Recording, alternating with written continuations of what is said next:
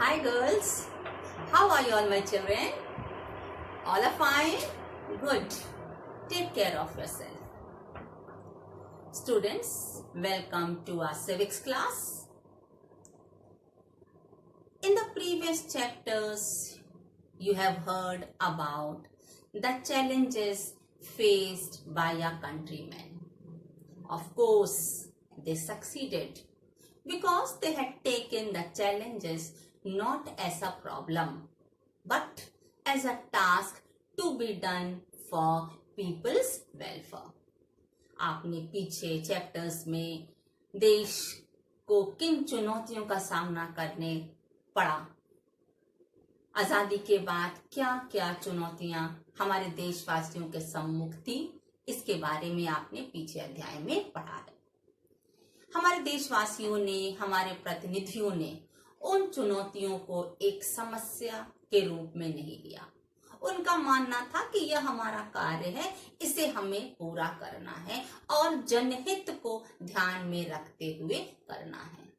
और बीते हुए चैप्टर्स में जो आपने चुनौतियां पढ़ा, वो चुनौतियां हमारे देश के अंदर उठने वाली समस्याएं थी, आंतरिक समस्याएं थी, आंतरिक चुनौतियां थी। They were our internal challenges, such as the problems the people were facing after the division. You know that division of India resulted into many consequences in which the people were searching for the ways to live in, how to earn their living, a place to take shelter, and many other problems. You have also read about that it was must to maintain the feeling of unity among the Indians.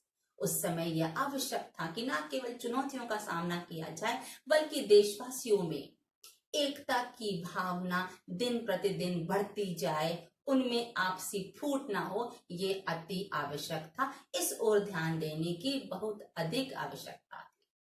इसके साथ ही साथ आपने ये भी सुना था कि आजादी के बाद हमारे देश में जो भी सरकार बनेगी वो जनता के द्वारा चुने हुए प्रतिनिधियों की ही बनेगी, जिससे स्पष्ट है कि हमारे यहाँ लोकतांत्रिक सरकार का गठन होना निश्चित था, जो संविधान के द्वारा निर्देशित किया गया। It was must for us that after the freedom, of course, we were in need of a government of the representatives who will be taking the responsibilities to rule the country. And in that they were supposed to form a government which will be chosen by the people. That was also said by the British before leaving the country, as you have heard in the previous sessions. So that also was must. That also was the challenge in our country, internal challenge. And not only establishing a democratic government, but to see that the government, the representative, will see to the affairs according to the guidelines of democracy. न केवल चुनकर लोगों की सरकार बना देना, बल्कि ये भी आवश्यक था कि जो प्रतिनिधि हों उनके द्वारा जो भी गतिविधियां सामने आए, जो नियम बनाए जाएं, वह जनहित में हो, तभी तो लोकतांत्रिक व्यवस्था सफल होगी बच्चों। अदरवाइज हम लोकतंत्र सरकार नहीं कह सकते, फिर राजतंत्रात्मक व्यवस्था हो जाएगी, जिसके बारे में भी आपने पीछे सेशंस में सुना होगा। इसके साथ ही साथ आपने सुना, you have heard about the problem of poverty and the representatives were supposed to see to the measures which can eradicate poverty at different levels. गरीबी हमारे यहाँ की बहुत बड़ी समस्या थी, जिसके बारे में भी आपने स्टार्टिंग के चैप्टर्स में सुना है। और ये प्रतिनिधियों की जिम्मेदारी थी कि वे किस प्रकार इस गरीबी का उन्मूलन करें, जिससे देश का विकास हो सके।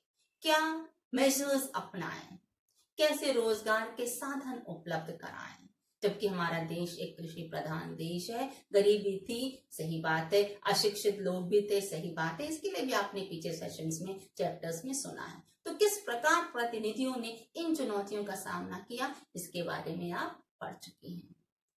So children, these all were the challenges related to internal affairs. Now students, what we have to do? We have to read about the challenges which a country has to face on external relations. With this, we start a new chapter, India's external relations. Bharat का विदेशों के साथ कैसा संबंध रहा, किस प्रकार भारत ने अपने संबंध विदेशों के साथ, अन्य देशों के साथ स्थापित किए. So this will be the chapter of today's session. So in this we'll start with topic number 1, international context. Topic number 1 is international context.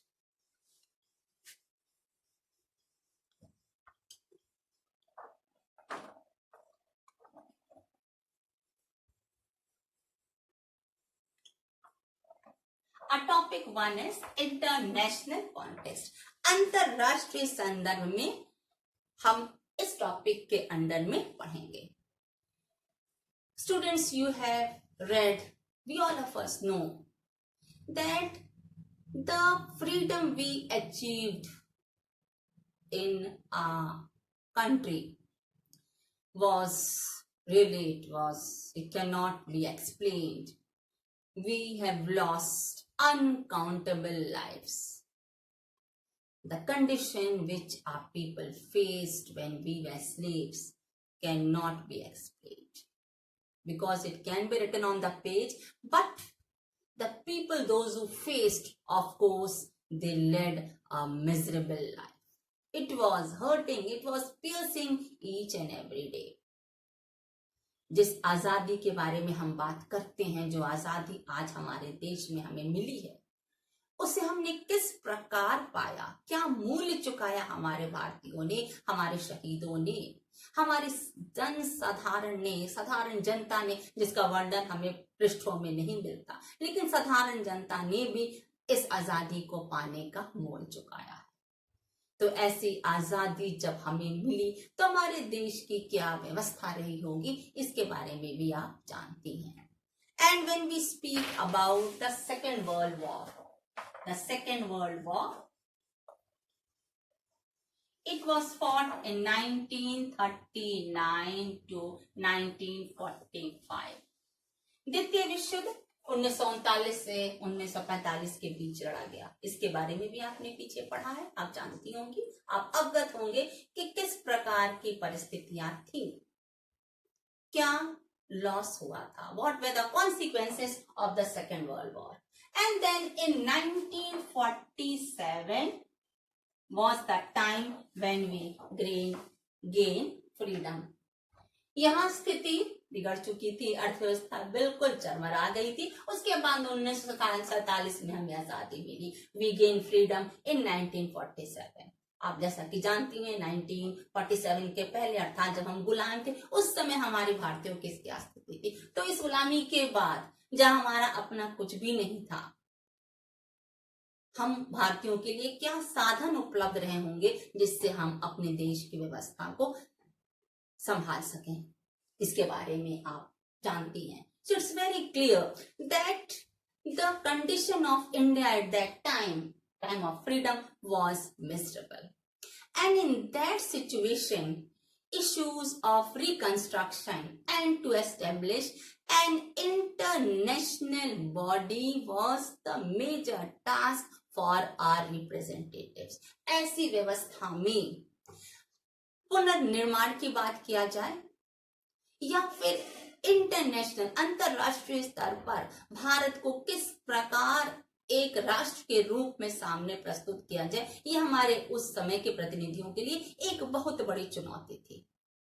And you know that the colonialism also came to an end after we gained freedom. उपनिवेशवाद का अंत हो गया. And at that time there were many new countries who were emerging at that period. So to face that situation also was a major task for our people.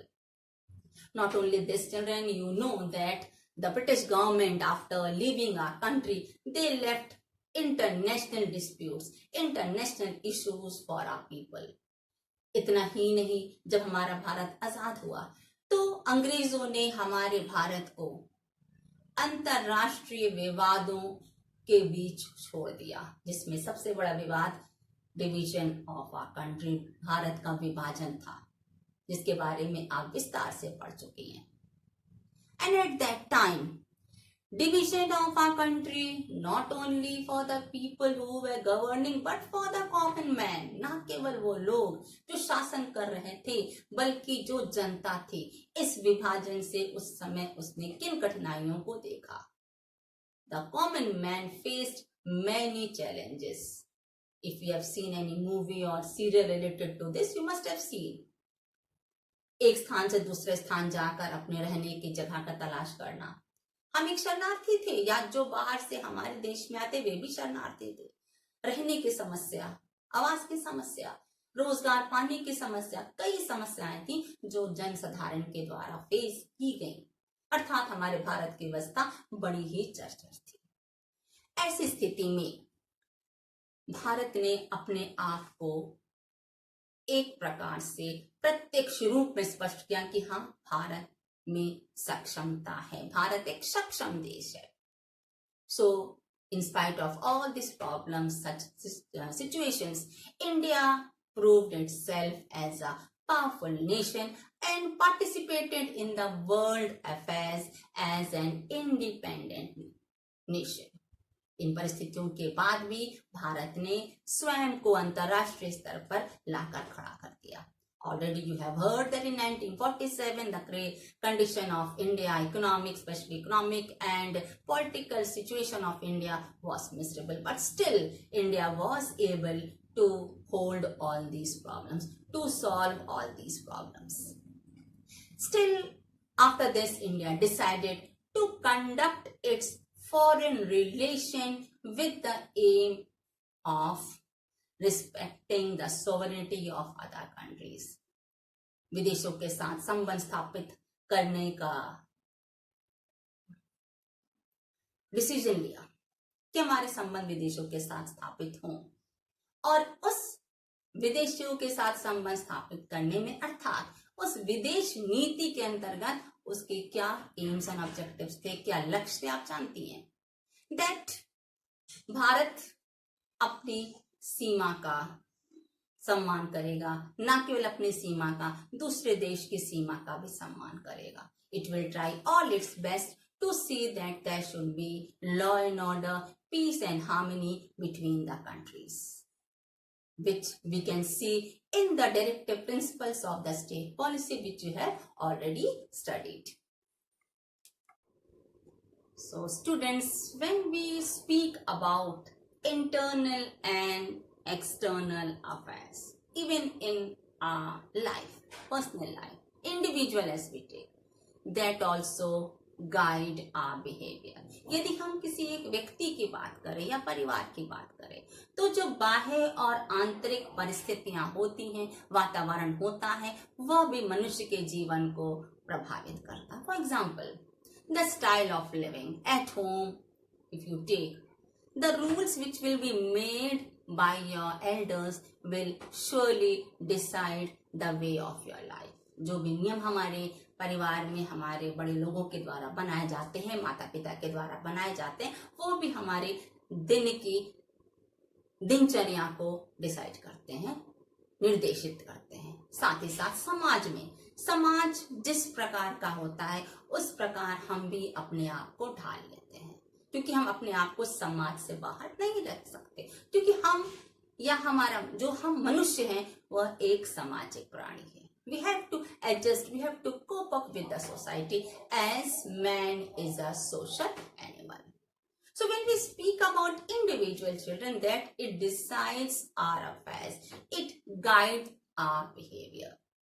It guides, surely. So in the same way, the domestic and external environment also influence our foreign policy. हमारे देश की जो परिस्थितियां हैं, या हम बाहरी देश, किसी अन्य देश के साथ अगर हमारे रिश्ते को कायम रखना है, देश का संबंध स्थापित करना है, तो दोनों देशों के बीच हो रही गतिविधियां हमारी विदेश नीति को प्रभावित करती हैं। And in which You can take the example, it will be very clear. That developing countries, they need the support of other nations, because whatever they have in their country, it's not enough. They have the lack of means, lack of sources, for which they need to depend on other countries, must be on developed countries. जो देश विकसित नहीं होते, विकासशील देश जो विकसित होना चाहते हैं और उस विकसित होने के लिए उनके पास में सारे साधन उपलब्ध नहीं है, इसके लिए उन्हें अन्य किसी देश पर निर्भर करना पड़ता है। और जब अन्य देश पर हम निर्भर करते हैं तो क्या होगा, हमारी फॉरेन पॉलिसी उसी प्रकार रेगुलेट होगी। Example, this is a country, it is developed country, and this is B country, it is developing. This is developing country and this is developed country. So this country wants to develop, ये country विकास करना चाहती है। अब इसे ऐसे देश की आवश्यकता है जो उसको सपोर्ट करे। तो जब ये अपना संबंध इस डेवलप कंट्री के साथ स्थापित करेगी तो क्या होगा बच्चों, इसे अपनी नीतियों को इस देश के अनुसार भी कहीं ना कहीं बनाना पड़ेगा, अदरवाइज इससे विकास के साधन उपलब्ध नहीं होंगे। Are you clear? It will not be able to develop because this will not support. They have to enter into a pact. इन दोनों देशों के बीच समझौता होगा, तभी एक कंट्री दूसरे कंट्री को हेल्प करेगी। ये उस समय की स्थिति थी जब हमारा देश आजाद हुआ था और आज भी ये स्थिति है। अगर एक देश दूसरे देश से सहायता लेता है तो दोनों के बीच समझौते होते हैं। ऐसे समझौतों के बारे में आपने पहले भी पढ़ा है, चाहे वह आपका गुप्त शासन काल हो, चाहे मुगल्स का हो, किसी भी शासन काल में ऐसे समझौते हुए हैं जो युद्ध विराम के बाद होते गए। स्पष्ट है? Then children, the next is if I want the need of other country. Same. This country wants the help of this. Of course, this is ready to help. यह कंट्री विकासशील है, विकसित देश से सहायता चाहती, तो कैसे यह देश इस कंट्री को सहायता देगा? How? First of all, this country needs to maintain law and order in the country. इस देश में शांति और सुव्यवस्था होनी चाहिए। स्टेबल गवर्नमेंट, जो वहां गवर्नमेंट है, जो सरकार है, वह स्थायी होनी चाहिए। ऐसा नहीं कि साल 2 साल में सरकार या लोकसभा या जो भी स्थिति, जिस भी प्रकार की सरकार है, वह भंग हो जा रही है। और इसके साथ ही साथ विकास के अवसर यहाँ उपलब्ध हों, तभी तो यह डेवलप कंट्री सोचेगी अगर हम इसको हेल्प करते हैं तो हमारे लिए एक अच्छा मित्र देश तैयार रहेगा। So this also are the factors, these are the factors where we need the help and the next country which is giving help will be able to help us. अगर हमारी परिस्थितियां इस प्रकार नहीं है तो हमारे लिए अन्य देश भी साथ नहीं देंगे। Clear? But now it's very clear that most of the countries, they want to take unconditional help. Unconditional से मतलब है कि हम, जैसे कि एग्जाम्पल आप ले सकते हैं सहायक संधि अंग्रेजों के समय, treaty of Versailles, that if they were granting security, in return they had many promises. कि अगर आप हमने अगर आपको सहायता दी, आपके राष्ट्र को, आपके राज्य को सुरक्षित रखा, इसके बदले आपने पीछे पढ़ा है कि जो भी सेना होगी उस राज्य को उसका खर्च अफोर्ड करना पड़ेगा। खर्च अफोर्ड नहीं कर पाया तो उसे अपने राज्य का एक हिस्सा देना पड़ेगा। तो ये कंडीशनल हेल्प होती थी पहले। आज इस प्रकार की कंडीशनल हेल्प नहीं है। Clear? So in this it is very clear that the country taking help will be deciding its foreign policy according to these situations. Clear? And children, after the Second World War, there were many developing countries who formed their foreign policy keeping in mind the support from whom they have to take for their situation. But what happened? What happened? It resulted into division of countries in 2 camps. ऐसी स्थिति में